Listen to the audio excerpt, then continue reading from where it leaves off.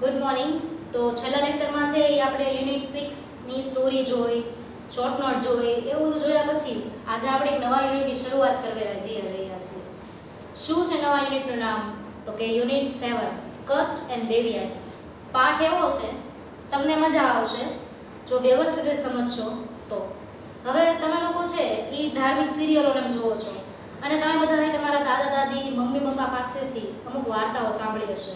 વાર્તામાં તમે શુક્રાચાર્યનું નામ સાંભળ્યું હશે, ક્યારેક બૃહસ્પતિનું નામ સાંભળ્યું હશે, ક્યાંક આવા નામ તો સાંભળ્યા છે ને, તો તમને મજા આવશે. હવે પાઠમાં આપણી પાસે કચ્છ અને દેવિયાની બે નામ છે.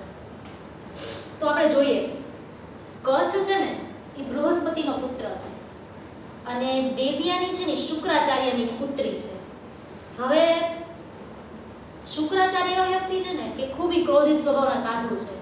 એને ક્રોધ આવે ને તો એ શ્રાપ આપી દે, અને શ્રાપ છે એ સફળ પણ થાય છે. તમે ઘણી જગ્યાએ ધાર્મિક સિરિયલોમાં જોયું છે કે શુક્રાચાર્ય શ્રાપ આપે છે અને એ શ્રાપની અસર એ જલ્દી જોવા મળે છે. તો એ ક્રોધિત ઋષિ છે શુક્રાચાર્ય. હવે શુક્રાચાર્ય પાસે અખંડ જ્ઞાન છે, એવું પ્રચંડ જ્ઞાન છે, ટૂંકમાં તમે એને કલ્પના ન કરી શકો. શુક્રાચાર્ય પાસે એક સરસ મજાનું એક જ્ઞાન હતું. એ જ્ઞાન એ હતું કે મરેલા વ્યક્તિને જીવતા કરવાનું જે જ્ઞાન છે, જે મંત્ર છે, એ શુક્રાચાર્યને એકને જ આવડતો હતો. હવે તમે લોકોને એ ખબર છે કે દેવો અને અસુરો, મતલબ દેવો અને દાનવો, એ બંને વાયદા કરે, વારાઘડીએ વાયદા કરે. દેવોને છે એ સ્વર્ગ જોતું હોય છે, જે ઇન્દ્ર પાસે હોય છે, એટલે દેવો અને અસુરો છે એ નાની નાની વાતમાં બાંધે છે. હવે આ યુદ્ધમાં છે એ મૃત્યુ થાય છે. તો અસુરોના ભાગે જે મૃત્યુ થાય ને, અને અસુરોના ગુરુ કોણ હતા? તો કે શુક્રાચાર્ય. એટલે અસુરોમાં જે કોઈ મૃત્યુ થાય ને તો એ શુક્રાચાર્ય છે એમને જીવતા કરી દે. તો અસુરોને તો કંઈ ગેરફાયદો થયો જ નહીં. અને આ બાજુ દેવો છે એ મૃત્યુ પામે તો એને કાંઈ કોઈ એવું જીવતું કરે એવું જ્ઞાન કે કોઈ ગુરુ હતા નહીં. એટલે હવે દેવો મૂંઝાણા કે આપણે કરવું તો કરવું શું. એટલે બધા દેવો છે એ દોડતા દોડતા બૃહસ્પતિ પાસે ગયા. બૃહસ્પતિને કે શુક્રાચાર્ય છે એક મંત્ર જાણે છે કે જે મરેલાને જીવતા કરે છે, તો તમે એ મંત્ર અમને કહો ને, અમે મરેલાને જીવતા કરીએ. હવે જો સૃષ્ટિનો નિયમ છે કે જે જીવે છે એ મૃત્યુ પામે છે. હવે આ મંત્ર જો બધાને આવડી જાય તો કાલ સવારે કોઈ મૃત્યુ જ ન પામે ને, અને બધા જીવતા જ રહે, ગમે એટલું ખરાબ કામ કરે તોય તે. તો હવે શું કરવું? તો બૃહસ્પતિએ કીધું કે એ મંત્ર તો ખાલી શુક્રાચાર્ય જાણે છે, હું જાણતો નથી. તો એ એમ કહે છે તો હવે શું કરવું, હવે શું કરવું? તો એમાંથી દેવો પાછા પ્લાનિંગ બનાવીને જાય હતા. તો બૃહસ્પતિ કે એક કામ કરો ને, તમારામાંથી કોઈ શુક્રાચાર્ય પાસે જાઓ અને એ મંત્ર શીખીને આવો. તો શુક્રાચાર્ય જેવા પ્રચંડ વ્યક્તિ પાસે જતા પહેલા હિંમત હોવી જોઈએ. તો દેવો બધા તો બીતા હતા કે શુક્રાચાર્ય આપણને મારી નાખે તો શ્રાપ આપી દે. તો દેવોએ યુક્તિ કરી કે બૃહસ્પતિ એક કામ કરો ને, તમારો જે દીકરો છે કચ્છ, એને મોકલો ને તમે. એ ડાયો પણ છે અને એ આસાનીથી વિદ્યા શીખીને પાછો ગઈ આવશે. બૃહસ્પતિએ વિચાર્યું અને કીધું વાંધો નહીં, મારો દીકરો કચ્છ છે, એને હું છે એ શુક્રાચાર્ય પાસે મોકલીશ અને આ સંજીવની વિદ્યા જાણી અને એ પાછો પણ આવશે. બૃહસ્પતિ પોતાના દીકરાને બધી વિગત સમજાવે છે અને એમ કહે છે કે શુક્રાચાર્ય ખૂબ મોટા વિદ્વાન છે, એની પાસે વિનમ્ર બનીને રહે છે. હું બૃહસ્પતિનો પુત્ર છું ને એવું બધું ન કરતો, એને હકીકત જણાવજો તું બૃહસ્પતિનો પુત્ર છે, પણ તારે છે એની પાસેથી વિદ્યા શીખવાની છે. વિદ્યા શીખવતા તારે ઘણી બધી પરીક્ષા પણ આપવી પડશે.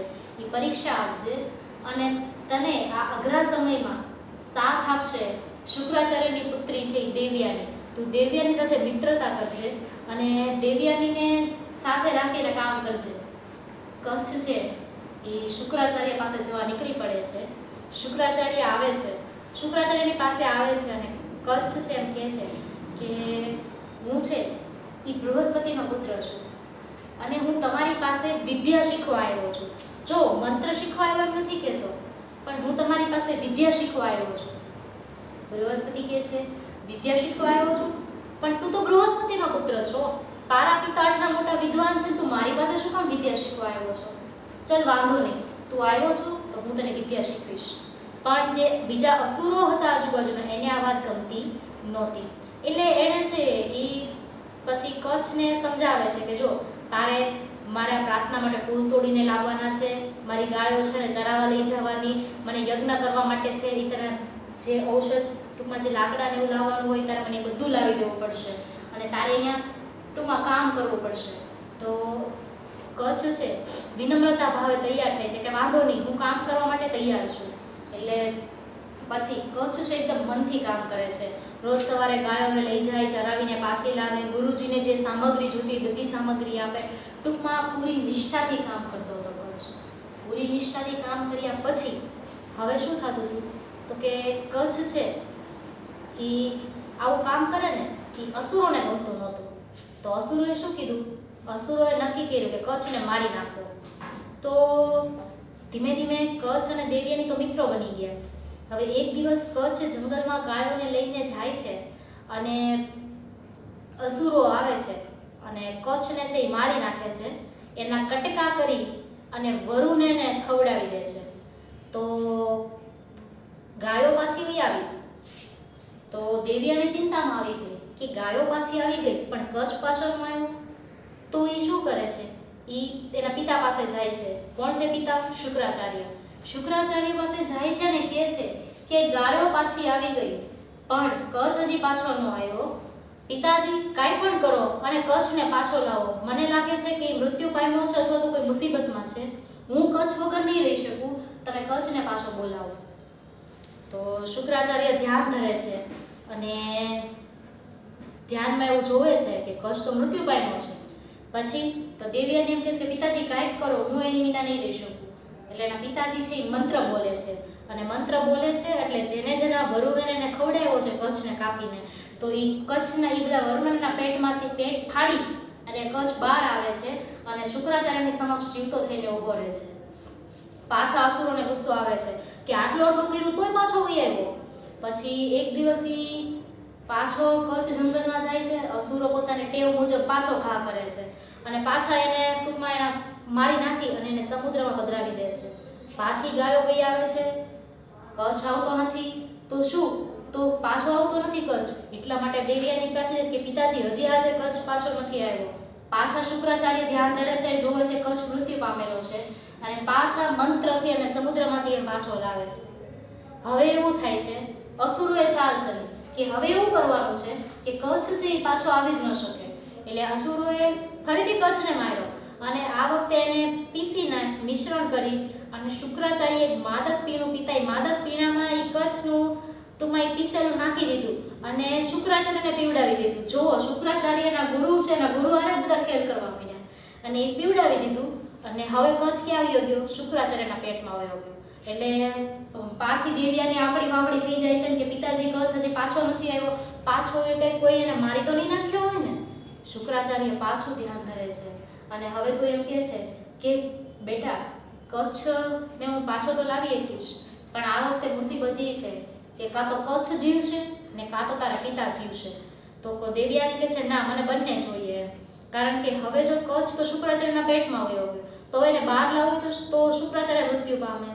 તો પછી શુક્રાચાર્ય વિચારે છે કે કચ્છ અત્યારે મારી અંદર છે. ટૂંકમાં ધ્યાન ધરીને એ કહે છે ક્યાં છે? એટલે એમ કહે છે કે હું તો તમારા જ અંદર છું એમ. તો એ એમ કહે છે કે હું તને એક મંત્ર શીખવાડું છું. જો એ મંત્ર છે એ મરેલાને જીવતા કરવાનો મંત્ર છે. એટલે જ્યારે હું તને મારા પેટમાંથી બહાર કાઢું મંત્ર દ્વારા તો ત્યારે હું મૃત્યુ પામીશ. તો ત્યારે છે અત્યારે હું તને એ મંત્ર શીખવાડું છું. પછી જ્યારે તું મારા પેટમાંથી બહાર નીકળ ત્યારે તારે એ મંત્ર યાદ રાખીને મારી ઉપર અપ્લાય કરવાનો છે જેથી હું મરેલામાંથી સજીવન થાવ. બરાબર?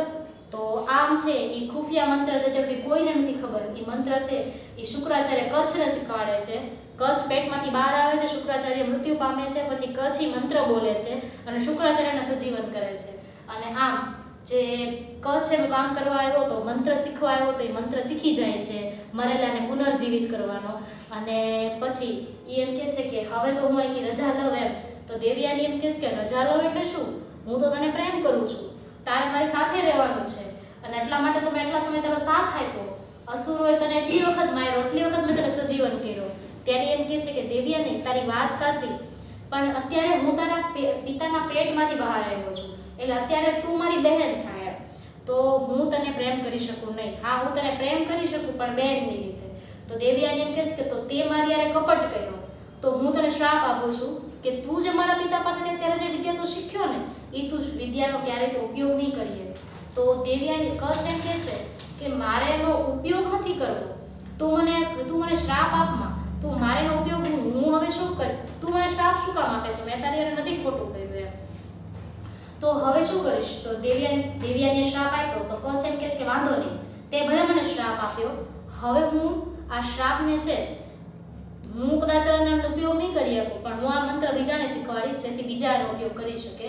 આમ કહી અને અહીંયા છે એ કચ્છ અને દેવ્યાની પાઠનું સ્ટોરી છે એ પૂરી થાય છે. તો હવે તમને આખો યુનિટ 7 કચ્છ અને દેવ્યાનીનો કોન્સેપ્ટ ક્લિયર થઈ ગયો હશે. હવે આપણે પાઠમાં છે એ આગળ જઈએ. તમે બધા પેન્સિલ લઈ લેજો, ચોપડી લઈ લેજો અને હવે આપણે જ્યારે પાઠની શરૂઆત કરવા જઈ રહ્યા છીએ ત્યારે તમે શાંતિથી સાંભળજો. બરોબર? તો ચાલો આપણે ભણીએ.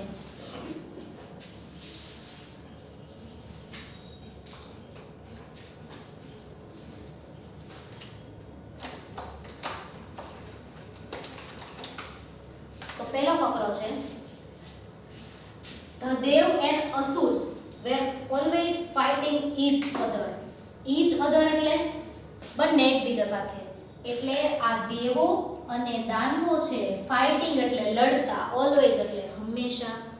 દેવો અને દાનવો છે એ હંમેશા એકબીજા સાથે લડતા રહેતા હતા. The devs were amongst the god.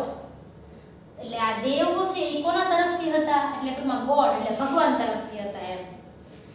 And asura વેર ડેમોન્સ. ડેમોન્સ એટલે રાક્ષસ. આ અસુરો છે એ રાક્ષસો હતા. બરોબર? દેવ છે એ ગોડ તરફથી હતા અને અસુરો રાક્ષસ હતા. The asuras were powerful. આ અસુરો છે એકદમ શક્તિશાળી હતા. કેપેબલ. કેપેબલ એટલે સક્ષમ હતા. Of all kind of weakness. અને વીકનેસ એટલે નબળાઈ. બરોબર? એટલે શું કહે છે કે અસુરો છે ને એની બધી નબળાઈ જાણતા હતા. શું કરવું શું ન કરવું બધી નબળાઈ. અને અમારામાંથી મરી જાય તો કેવી રીતે એને જીવતા કરવા. આપણો સૌથી મોટો પ્લસ પોઈન્ટ શું છે ખબર છે? આપણો પ્લસ પોઈન્ટ એ છે કે આપણે આપણો માઇનસ પોઈન્ટ જાણતા હોઈએ. એ આપણો સૌથી મોટો પ્લસ પોઈન્ટ છે. તો અસુરોનો પ્લસ પોઈન્ટ એ હતો કે એની નબળાઈ શું છે એ જાણતા હતા. Some of them were great rulers. અને ગ્રેટ રૂલર એટલે મહાન રીતે રૂલર એટલે કે રાજ કરતા. અમુક તો અસુરો છે મોટી મોટી રીતે રાજ કરતા હતા.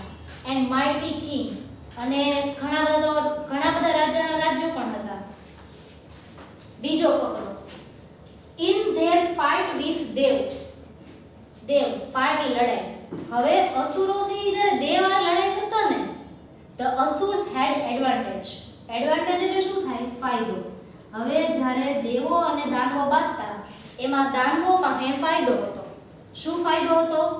they had on their side great son. અસુરોની સાઈડમાં ગ્રેટ સન અને ટીચર પણ કહી શકો, શિક્ષક પણ હતા. કોણ હતા? ઈ હતા શુક્રાચાર્ય. એટલે દેવો પાસે મહાન વિદ્વાન એવા શુક્રાચાર્ય હતા. who knew. ન્યુ એટલે શું થાય? જાણવું. કોનું રૂપ છે? નોનું. આ નોનું બીજું રૂપ ન્યુ છે. તો એ અસુરો જાણતા હતા મંત્ર. એ એક મંત્ર જાણતા હતા. કયો મંત્ર? એને મંત્ર પણ કહી શકો અને બીજું એનું નામ છે મેજિક ફોર્મ્યુલા. એટલે ફોર્મ્યુલા એટલે સૂત્ર. એક જાદુઈ સૂત્ર જાણતા હતા. એ સૂત્ર શું હતું? For bringing dead people back to life. તો બ્રિંગ નો મતલબ થાય લાવવું. બ્રિંગિંગ એટલે લાવવું. ડેડ પીપલ એટલે મરેલાને બેક ટુ લાઈફ જીવનમાં. એટલે જે લોકો મરી ગયા છે ને એને પાછા જીવતા કરવા આ મંત્ર છે એ શુક્રાચાર્ય જાણતા હતા. અને શુક્રાચાર્ય કોની ટીમમાં હતા? અસુરોની ટીમમાં હતા. એટલે જીતવાના અત્યારે કોણ હતા? દેવો અને દાનવોની વચ્ચે દાનવો જીતવાના હતા. He restored to life many asur. Restore એટલે ફરીથી જીવન કર્યા. અસુર એટલે ઘણા બધા દાનવોને. who were killed એટલે જે મૃત્યુ પામેલા હતા. શેમાં મૃત્યુ પામેલા હતા? બેટલ. બેટલ એટલે યુદ્ધમાં. કયા યુદ્ધમાં? અગેન્સ્ટ દેવ. દેવોની હારે યુદ્ધ કરતા કરતા કેટલા અસુર માર્યા ગયા અને એને જીવતા કોણે કરી દીધા? કોણે કર્યા હતા? યસ, એને જીવતા છે એ શુક્રાચાર્યએ કર્યા હતા. તો આ બે ફકરા આપણે જોઈએ. એ બે ફકરામાં શું શું જોયું આપણે જોઈએ. આપણે પહેલા ઓલામાં જોયું દેવો અને દાનવો છે એ સદીઓથી બાંધતા આવે છે. પછી દેવો છે એ ભગવાન તરફથી હતા, અસુરો છે એ દાનવો તરફથી હતા. અસુરો છે એ પાવરફુલ હતા, સક્ષમ હતા અને એનો માઇનસ પોઈન્ટ જાણતા હતા.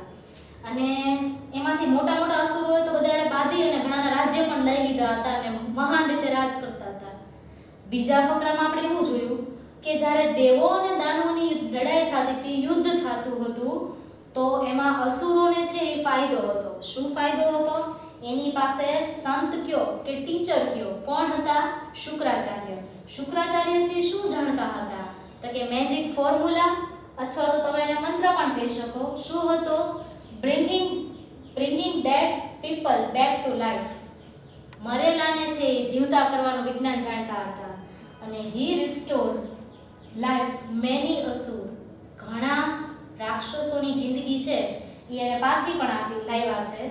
કોની હારે? બેટલ એટલે કે યુદ્ધમાં, બાંધતા. બરોબર? આશા રાખું છું કે આ બે ફકરા તમને સમજાણા હશે. હવે આગળ જઈએ.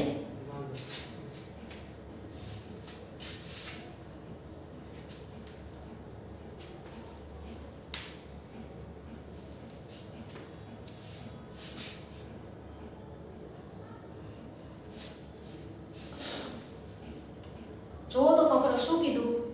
The devs did not have anybody who knew the mantra. આ દેવ છે, બધા દેવો છે, દેવરાજ ઇન્દ્ર અને બીજા બધા દેવો. Dev did not have anybody. Anybody એટલે એની પાસે કોઈ નહોતું. Who knew that mantra? કે જે આ મંત્રને જાણતું હોય. એટલે દેવોની સાઈડ કોઈ એવું હતું નહીં. They went to their chief advisor. Chief એટલે મુખ્ય, advisor એટલે સલાહકાર. તો એ લોકો એના મુખ્ય સલાહકાર પાસે ગયા. જો મુખ્ય સલાહકાર કોણ છે? બૃહસ્પતિ. જો લખાય છે બૃહસ્પતિ, બોલાય છે બૃહસ્પતિ, તો એ બૃહસ્પતિ પાસે ગયા and sought his help. Help એટલે મદદ માંગી કે બૃહસ્પતિ અમારી મદદ કરો, ગમે એ થાય.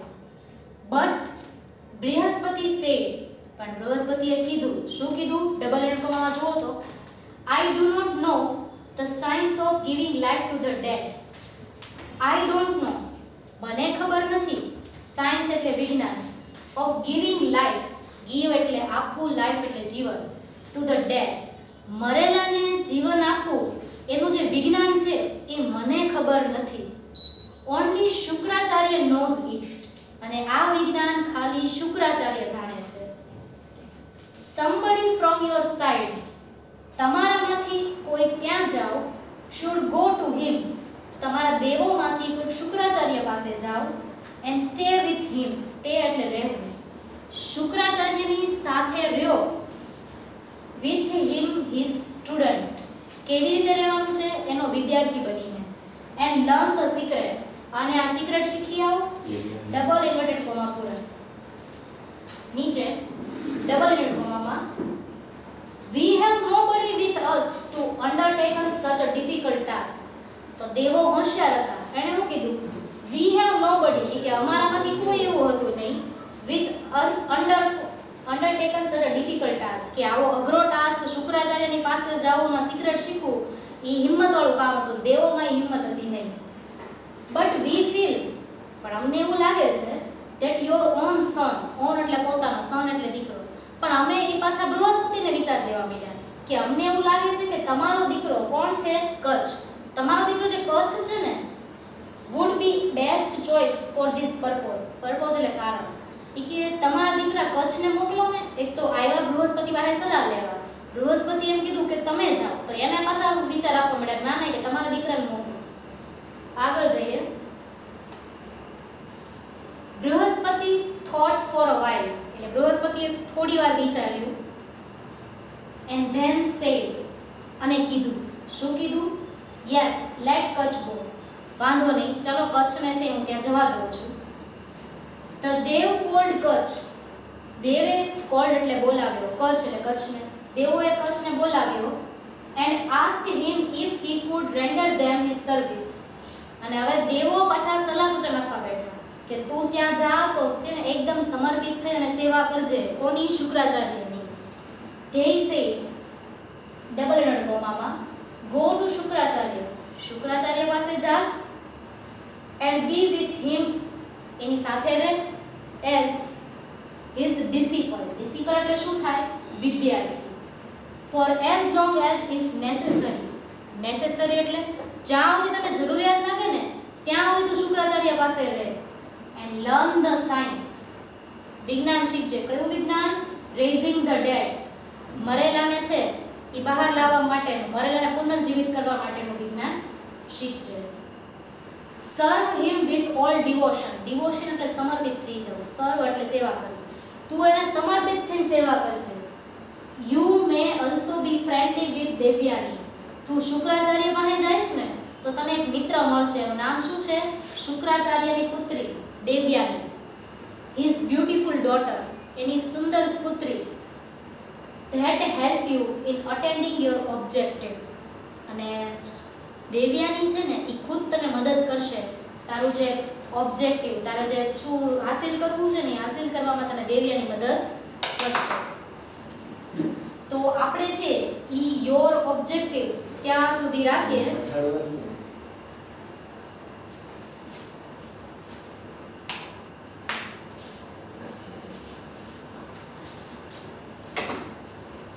તો આપણે છે ઈ કચ્છ અને દેવ્યાની પાઠમાં છે યોર ઓબ્જેક્ટિવ સુધી રાખશું. યોર ઓબ્જેક્ટિવ થી આપણે આગળ છે ઈ પછીના લેક્ચરમાં ફરીથી મળશું.